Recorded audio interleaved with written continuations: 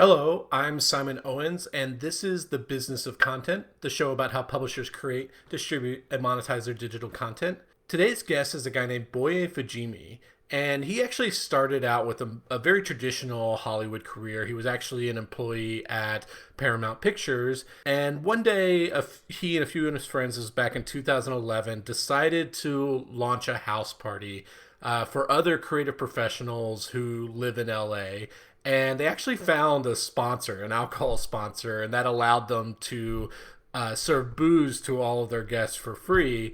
And the party was so successful that they started hosting more and more of these parties, and more creative professionals started showing up to them. They decided to, quit their jobs and launch the Future Party, which is basically an events-based company. So they started going from, house parties to actual more formal events and real spaces. They started, charging for tickets and admission, and then finding, a series of sponsors to sponsor each of these events. And then they started moving on to things like brand activations, where they would have these luxury brands, and the Future Party would organize these events at places like Coachella and South by Southwest. And so it just kept on getting bigger and bigger until one day a few years ago they decided to launch a media arm, which meant first launching kind of like a weekly newsletter geared towards creative professionals.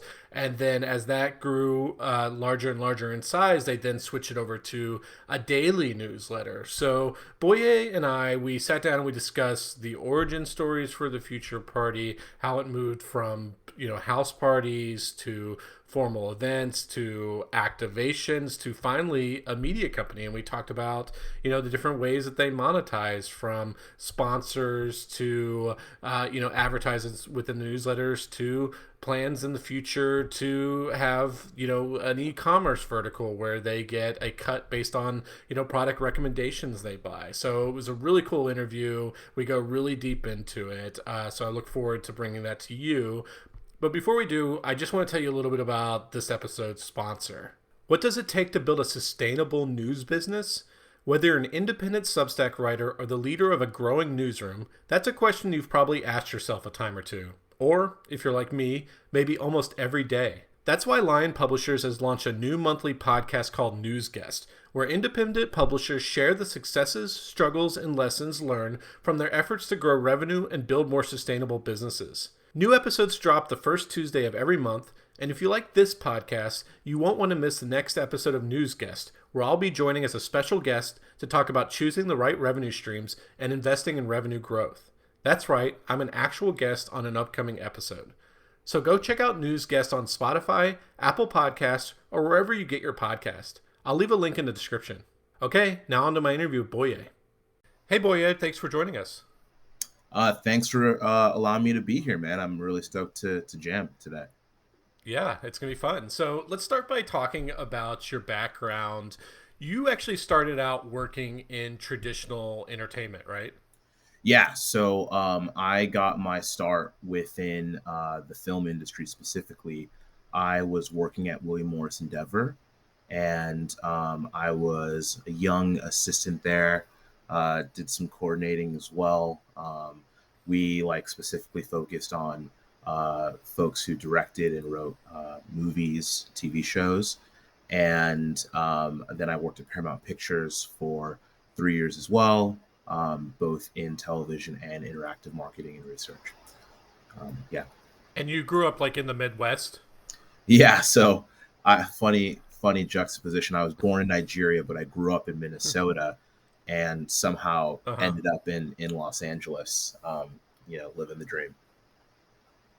Was that like a childhood dream of yours to work in movies, or what was how did you make that? Why did you make that jump? It's interesting. Like looking back on it, um, I don't know that I've always was like I'm gonna end up in LA, but looking back on my childhood, I think there were little things that I recognized about myself that kind of led me to where I was. Like I was always reading magazines and subscribing to like Rolling Stone and alternative press, and I was obsessed with the content and the people and just sort of the mechanisms behind everything. And then, as a young kid, we were fooling around making content and videos. And I think naturally, just everything about my personality and character led me to want to continue to grow those things in a place like Los Angeles. And how did reality meet expectations? Like, did you enjoy working at these kind of like, buttoned up entertainment companies, these more traditional entertainment companies? I would say that yes, but I think for me, I got to a point where I was like, okay, this is awesome. I'm being fulfilled, but I want a little bit more out of my career and my life. So I'm gonna try to do my own thing, and I'm young enough where I can take those swings and those risks because I could always go back to the entertainment desk job, whatever. So it was good, and I still feel very connected to that industry through what I'm doing now. But I'm happy that I left to kind of live the dream in another way. Yeah, so you're working your day job and you team up with some friends to start hosting some parties. Who were these friends? Yeah, so basically, we had a group of folks, a couple from college where I went to school, and a couple that I just had either worked with at WME or met through the grapevine through what we were doing, and basically, we just saw an opportunity to create community, looking at other like-minded folks who had come to Los Angeles to also, live that Hollywood dream. And so what we did was we started throwing parties, really to celebrate that ambition and aspiration that we were seeing in all of these folks. To mansion parties, house parties, whatever, and that was really great. It built our network. It created really awesome relationships and bonds, and it was really just for fun at first. And as we grew, the brand did, and we got to a point where we wanted to take it to the next level. And that group is the Future Party, which is what I do now, essentially running. Uh, Well, what yeah, what year did you start hosting the parties? 2012. So a decade. 2012. Yeah. And yeah, and then you started hosting them just like at your house or something like that? So again, just through relationships, we just had this vision, and we had a friend who had a house, and then another friend had a mansion, and another friend had another location, and we just people kept buying in and really loving what we were doing, and so they just provided a bunch of resources for us. So we were very resourceful in the beginning. And were you just like all texting your personal contacts, or were you being like strategic in those early days about making like a guest list or anything like that? In the beginning, it was basically text and relationship based. We'd have, and maybe even Facebook. Uh, as we grew, though, we definitely got more sophisticated because at one point we were throwing events for 1,000 people, and so we needed a really good process to accumulate RSVPs and email marketing and all of that jazz. But yeah, to start, it was very grassroots. If invite someone cool sort of vibe. And in those early days, were you just paying out of pocket to pay for like booze and other kind of stuff?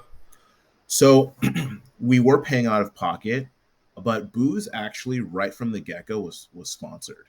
That was actually kind of cool to see, as we were able to find unique brands that just wanted to get in front of our audience, because our audience is very valuable.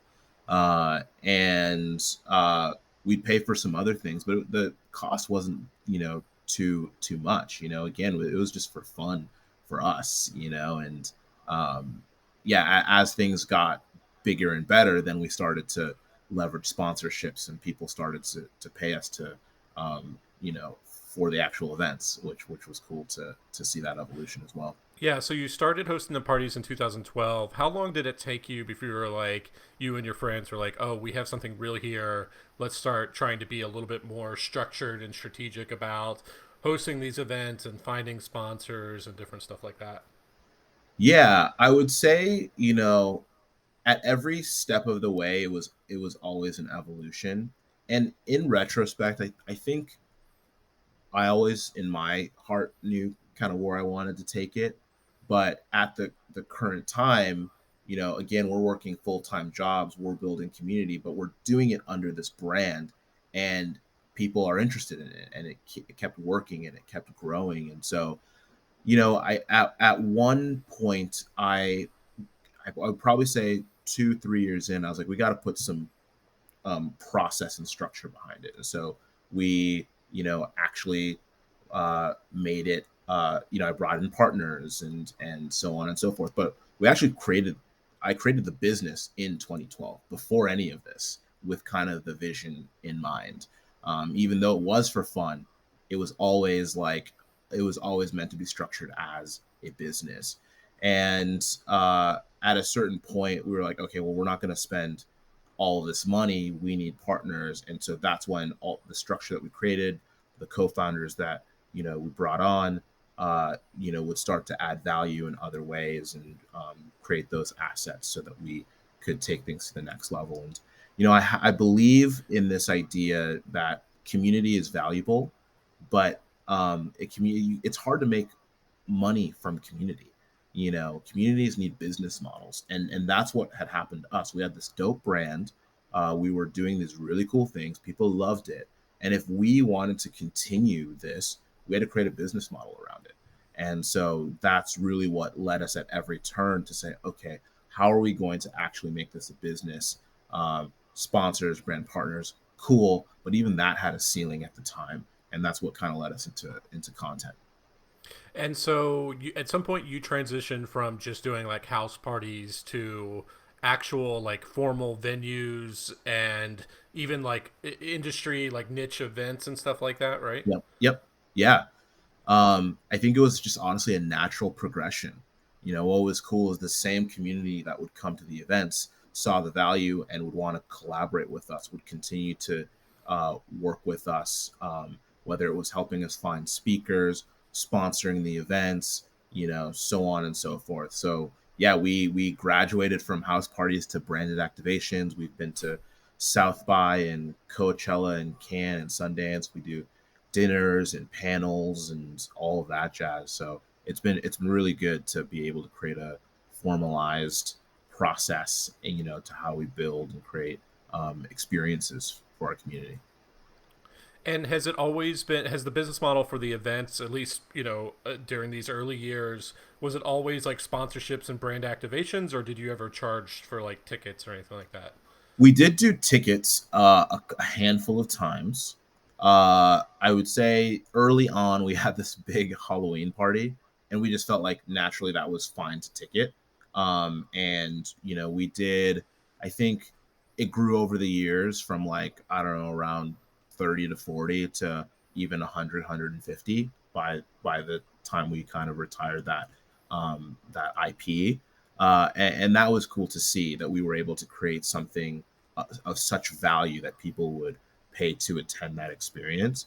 When COVID hit, we played around with paid experiences, leveraging platforms like Hopin, where people might pay, even if it was just a dollar, two, three, four, to attend and experience that, like a virtual panel or conference type, moment. And so we've also dabbled with that, but ultimately, as much as we can, we like to give people undeniable experiences, and invite the brands to say, hey, if you want to get in front of this audience, this is what it's going to cost.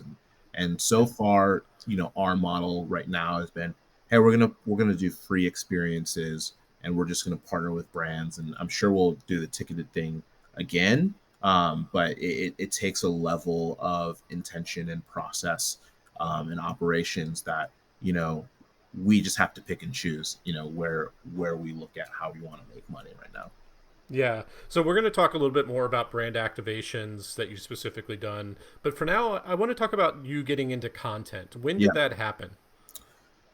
man, that I think that came at about halfway, 5, 6 years into the business, where kind of what I was saying earlier, we got to a point where we were like, okay, we have this great brand. How do we take it to the next level? If we want to put food on the table, if we want to live this out, where are we going to go? And we felt media telling stories with the community, for the community, by the community would be that next evolution. And so I started writing a weekly newsletter. And every week I would put together, I'd write, the content, I'd write a theme. We put job ops in there, events that people should consider going to.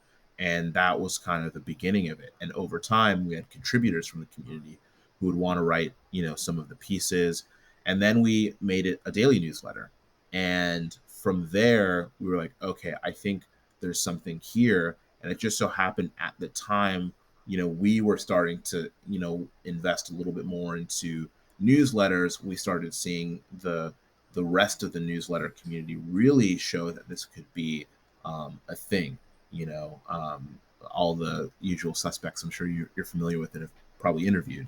I Yeah. think for us, we were like, okay, well, we can apply that same mentality and methodology, but to our ecosystem, our brand, our end, user. And you started out because you had been collecting so many email addresses through your events and stuff like that. That was kind of the initial audience for the newsletter, right? Yeah, so I feel blessed in that, I think oftentimes it's hard for newsletters to really start and kick things off. And for us, we already had a brand and a community and an audience. And earlier you had asked how we were inviting people. I'm super happy that at one point we were like, let's collect emails. I don't think we knew the value at the time of what we were doing, but we would have a relationship with our community between events, and we would keep those emails. So we started the newsletter with thousands of emails because people had already experienced our brand in one form or another. Obviously, we're not going to get 100% conversions, but we were able to translate the brand that you would see physically, you know, digitally, and I think a lot of people appreciated that. Yeah, it's similar to what I don't know if you're familiar with the Hustle, but that's what they were Mm-hmm. doing is they were doing live events, HustleCon, collecting email addresses through like Eventbrite or whatever third party platform they were doing, and then Yep. when they launched the newsletter, they had that kind of core base of subscribers. So you have this core base of subscribers, and it's like a I don't know if this is what it was from the beginning, but I was looking at today. It's a kind of very morning brew esque newsletter where there are like short sections covering some kind of bit of news. And what's the kind of coverage like? It's like seems to be entertainment, creative space. Talk about like how you pick Yeah, stories for the newsletter. definitely. For us, our whole thing is we're the business of culture. And so the content that we cover, the lens is how can we uncover, curate, dissect, analyze, and share the stories that are happening where business, right, the process, the money, the things behind it meets the creative industries, whether that's film or music. I'd consider that Web3 and some of tech and marketing. And so, we hit this niche of people who are passionate not just about their industry, but where all these industries intersect. And our whole goal is by giving them these themes every day, these things that are happening, they're able to capitalize on those things and ultimately leverage them in their own businesses, in their own team, on their own teams, with their own colleagues. So I would say it's been really great to see that we're seeing that, the testimonials that we're getting from people who are like, hey, I read your newsletter every day. It, gives me what I need. I feel smarter in the room, so on and so forth. And so, like, a hypothetical reader might be a music producer who also needs to keep abreast of what's not just going on in music, but also entertainment, or a fashion designer or something like that who is, monitoring trends across very different mediums and stuff like that. So it plays into, it intersects with his career in some way. 100%. Yeah, we've got music record label owners or heads of music companies, whether that's in ticketing or live promotion, and same on the film side. They could be high level at a film studio, or they could work in marketing, at Snapchat. It's really all across the board, kind of within that sphere that I kind of mentioned. And what's cool Yeah. is they come to the events as well. Yeah. So Yeah. you started out, with a few thousand subscribers based on people who had attended your events, but Hmm. it grew to like over 100,000, right? Yeah, right now, the other day, we just crossed 150,000 daily subscribers that get the newsletter Monday through Friday. And how did that gulf happen? How did you get beyond those first few thousand? Yeah, so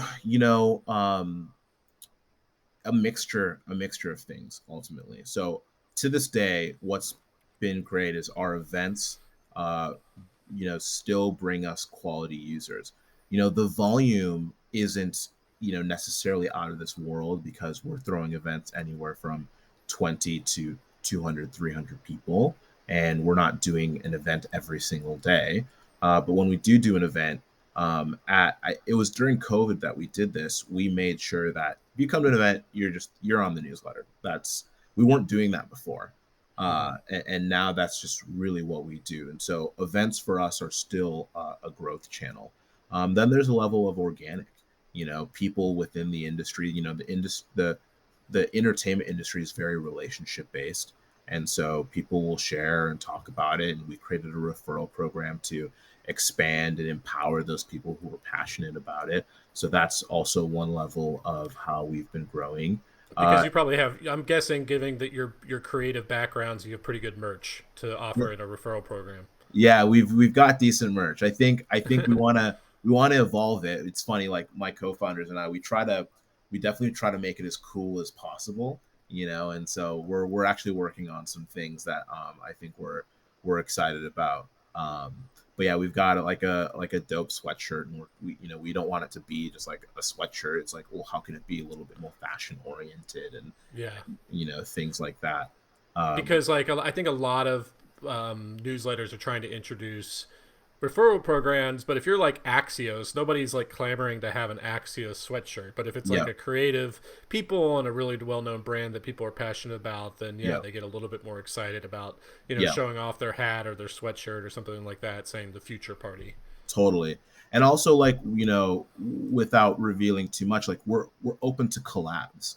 You know what I mean? And collabs in the fashion space and in the merch space are a way to also get sort of that cosign to want to wear something very So proudly. you're like, you go to a sponsor and you're like, hey, we need merch to entice people to refer our newsletter. Let's do some kind of sponsorship collaborated where you give us free merch and maybe pay us too, and we'll use this as like a kind of like the carrot for getting people to refer our newsletter. Yeah, that's a way to look at it. And I think, so for example, we worked with Pizza Slime, who are, they're super dope folks, and they're very culturally plugged in. And we didn't create fashion with them, but we did stickers with them. And in that reality, it's like they value our community and audience, we value theirs, and we're just like, let's just pull together. We'll create some stickers, you create some stickers, we'll put them in our referral program, and people are going to want Pizza Slime and Future Party stickers, and I'm just not hip at all. I don't even know what pizza slime is. check them out. They're the homies. They've got a really dope social media brand, and they have that. They found a really cool niche with social media to e-commerce vibe, and they're just like big in the LA scene, connected to everyone from Diplo to you name it. Mm. But I think a unique example that where we've partnered on the merch side that wasn't like a referral program is when we did an experience with Billionaire Boys Club, which is Pharrell Williams's fashion brand. And we had developed a relationship with them. They'd spoken on some of our experiences, and we did a virtual event on mental health in communities of color. And we had a talk, and it was beautiful. We had really great speakers, and we decided to do a fashion drop. It was a T-shirt that we created that was mental health inspired, that said like you are not alone, et cetera, et cetera. And we dropped that on network, and it sold out. And again, similar idea, we can work together with other people to be able to compound sort of the value that both of our audiences might find in each of us. And so we love collaborating in that space. Well, let's talk a little bit about the newsletter Yeah. monetization. Is it mainly just kind of native ads where they pay like a set price, or are you doing these things where it's like affiliate, where you attach a link and you get, if they buy the fashion line or something like that, you get a cut of it? Like, how are you structuring these things? Yeah, we've played around with affiliate, but right now we're really just focused on, traditional newsletter advertising, not banner. It's very native. We do all of the copywriting for on behalf of the brand, so we can make it fit within our ethos.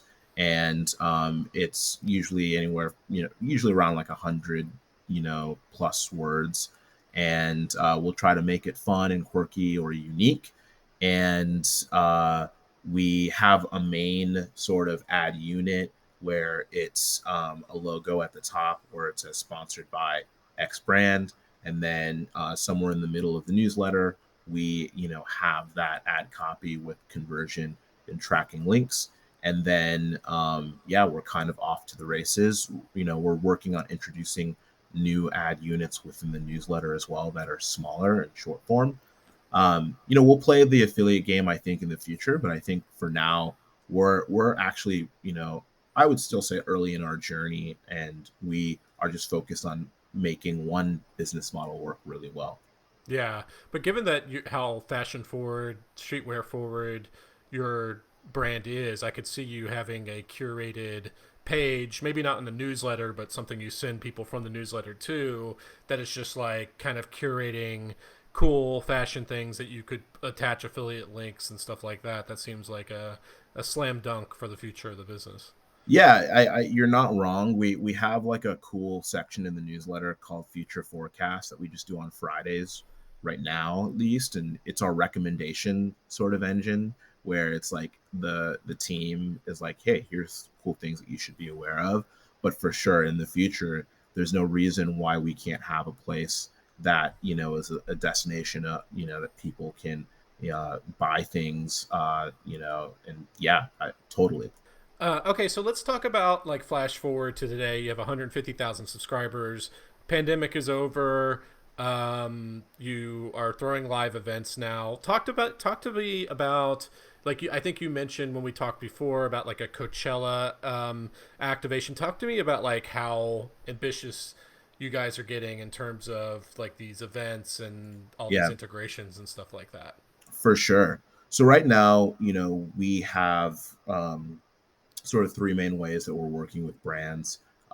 We do the advertising, we do these events, and we do audience procurement, where we'll work with brands to bring our community to the various experiences. When it comes to our events, we've definitely come a long way from random house party in the Hollywood Hills, where we're doing bona fide 6-figure productions, whether it's a really big fashion brand or an NFT Web3 brand or whatever. And when people come to us, they don't just want the event and production expertise.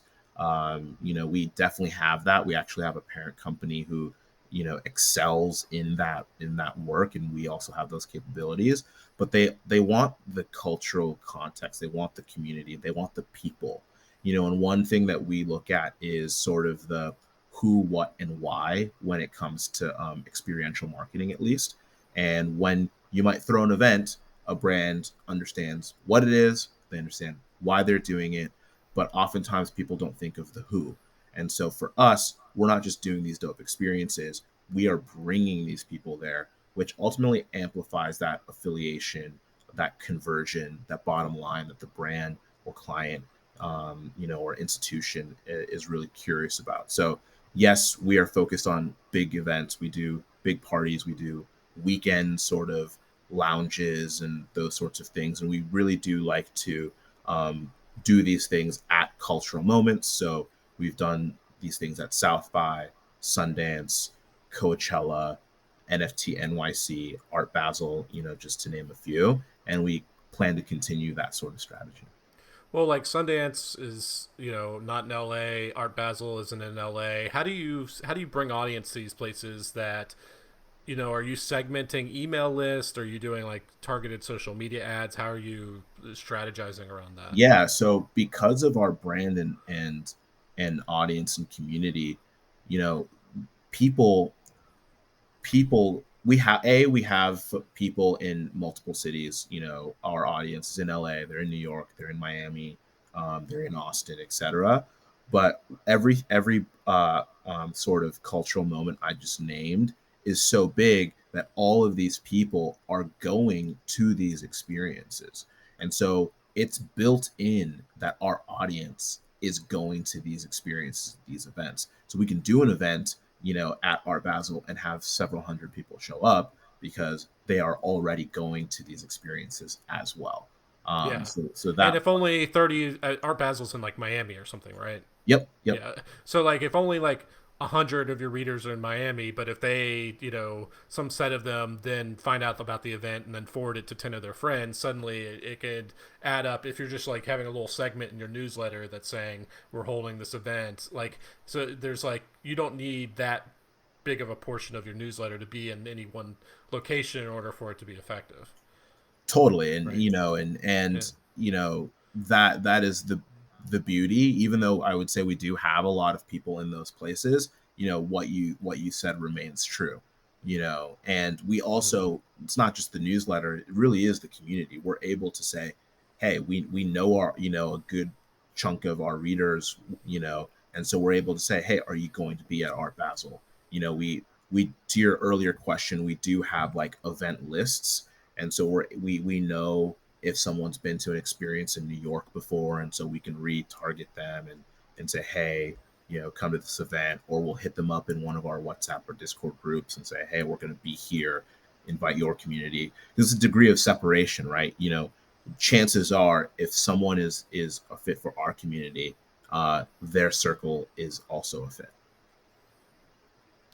Do you have like online communities, like a Facebook group, a Discord group, a Slack group, or anything like that, where your community can kind of like interact with each other? Yeah, so very early on, we kind of drafted off the backs of Facebook, and we really leveraged Facebook to grow, and I think those were the wonder years. What we realized though is as millennials and Gen Z started not to use Facebook as much, we started to leverage WhatsApp and Discord, and so combined, we have pockets of the community on all of those platforms, and we try to engage them and have conversations as much as possible. How big is your team now, and like what are their roles? Yeah, we have about 15 or so people, a mixture of part-time, full-time. Our teams are divided into sort of four pillars. We have the editorial team, which is really the heartbeat of the content model. An editor, a publishing editor, a writer. We have a bunch of writers that will come in whenever we need. An illustrator slash graphic designer for some of the images, and really that's sort of the core of the team.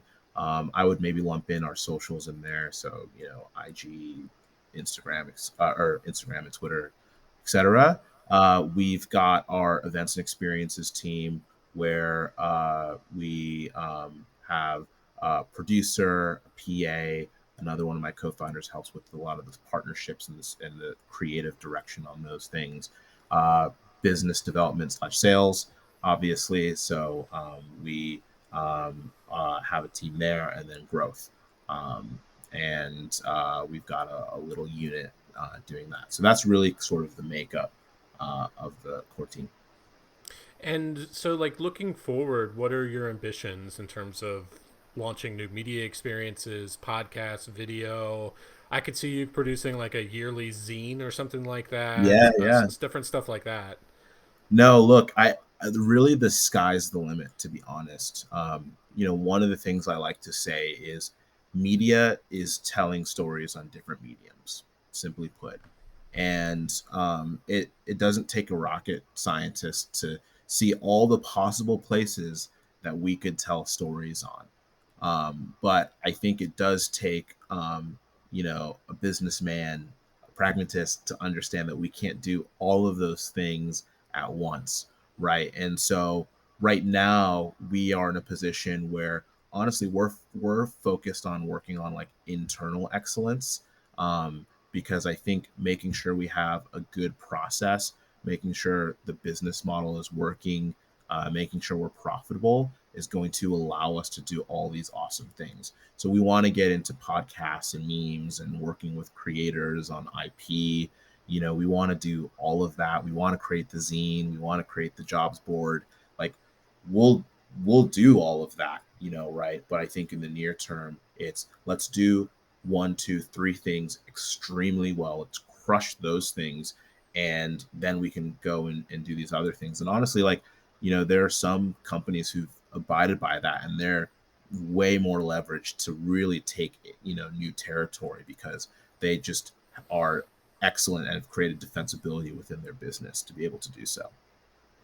Awesome. Well, Boye, those are all the questions I had for you. Where can people find you online?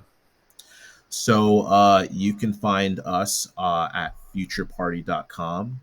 Really simple. Subscribe. You can respond to us on email. Let us know what you think. We're also at Future Party on Instagram, The Future Party on Twitter. You can find me personally on IG at Boye, and my Twitter is Boye underscore Fajinmi, my last name on Twitter. Or email me, Boye at futureparty.com. So I'm always down to jam and collab and talk about the future of media, business, newsletter world, all the things. So Okay, this was a lot of fun. Thanks for joining me. thank you. Thanks for having me again, man. It was fun to catch up and chat.